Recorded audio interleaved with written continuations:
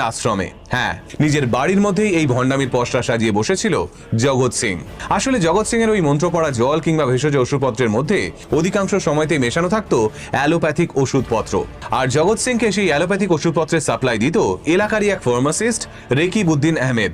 এবার সহজ সরল গ্রামের লোকেদের ওই ওষুধগুলোই অন্য উপায়ে খাইয়ে লোক ঠকানোর ব্যবসা ফেঁদে বসেছিল জগৎ সিং।